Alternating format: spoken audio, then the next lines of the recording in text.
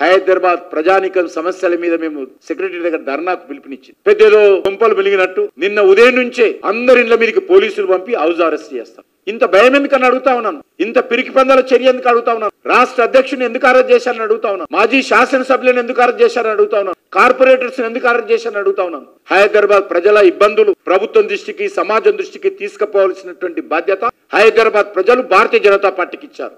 ఈ చిన్న చిన్న అరెస్టులకు భయపడ మేము సిద్ధంగా ఉన్నాము జైల్లోకి వెళ్ళడానికైనా. కానీ మీరు మమ్మల్ని తిట్టే ముందు నేను చెప్పినటువంటి కొన్ని మౌలిక అంశాలు పరిష్కారం చేయాల్సిందిగా నేను కోరుతా ఉన్నాను. నాకు తెలిసినంత వరకు దేశంలో వీధి లైట్లు వెలగనటువంటి నగరము ఈరోజు హైదరాబాద్ ఉన్నది. ప్రధానమైనటువంటి రహదారుల్లో కూడా వీధి లైట్లు వెలగడం లేదు. గతంలో భారతీయ జనతా పార్టీ తరఫున మా కార్పొరేటర్స్ అందరూ కూడా వీధి లైట్ల కోసం ధర్నా చేస్తే ప్రతి మున్సిపల్ డివిజన్ 50 లైట్లు ఇస్తామని చెప్పారు. ప్రతి మున్సిపల్ డివిజన్ లో 5000 లైట్లు ఉంటాయి మినిమం. కానీ ఇస్తామన్నది 50 లైట్లు. ఆ 50 లైట్లు కూడా ఎక్కడ ఇవ్వలేదు, వేయలేదు. గతంలో బీఆర్ఎస్ పార్టీ, ఈరోజు కాంగ్రెస్ పార్టీ పుణ్యమాని హైదరాబాద్ నగరం ఈరోజు అనేక సమస్యలతో విలవిలలాడుతా ఉన్నాయి. హైదరాబాద్ అంటే హైటెక్ సిటీ కాదు. హైదరాబాద్ అంటే మాదాపూర్, కొండాపూర్ కాదు. ఒరిజినల్ హైదరాబాద్ వదిలేశారు.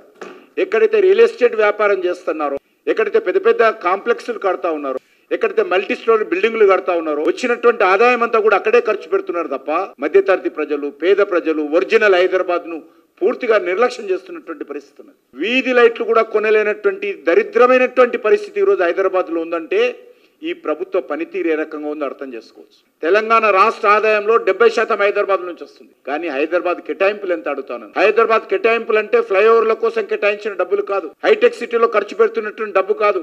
కనీస రోడ్లు హైదరాబాద్ లో, డ్రైనేజ్ వ్యవస్థ, డ్రైనేజ్ కలవనటువంటి మంచినీటి సరఫరా, కనీసమైనటువంటి వీధి లైట్లు, ఉన్నటువంటి పార్కులు ఎండిపోకుండా చూడడము, వర్షపు నీరు వెళ్లేటువంటి స్ట్రాంగ్ వాటర్ పైప్ లైన్స్, వరద నీటి పైప్ లైన్లు ఏవైతే ఉంటాయో వాటి సెల్ట్ తీయడం, ఇవి నేను మినిమం అడుగుతాను.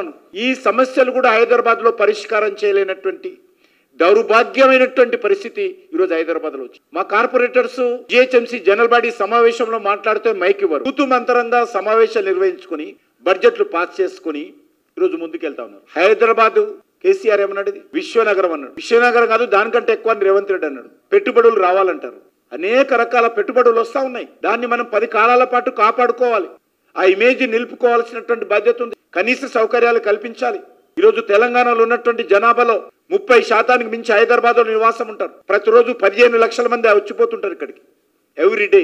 ఇక్కడ ఉన్నటువంటి జిహెచ్ఎంసీ కానీ, ఇక్కడ ఉన్నటువంటి మెట్రో వాటర్ వర్క్స్ కానీ 2 ప్రధానమైనటువంటి విభాగాలు, వీళ్ళ కనీసమైనటువంటి నిధుల కొరత లేకుండా చూడాల్సినటువంటి బాధ్యత ఉన్నది ప్రభుత్వం. కొంత పెద్ద వర్షాలు వచ్చినప్పుడు నేను ఐ కెన్ అండర్స్టాండ్.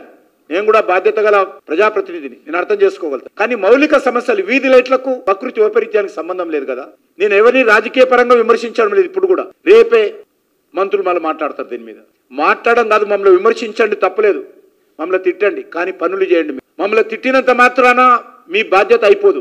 మీ బాధ్యత హైదరాబాద్ నగరకు, తెలంగాణ ప్రజలకు పౌర సౌకర్యాలు మెరుగుపరచాల్సినటువంటి బాధ్యత. భారతీయ జనతా పార్టీ నాయకులను తిట్టినంత మాత్రాన మీ బాధ్యత అయిపోదు.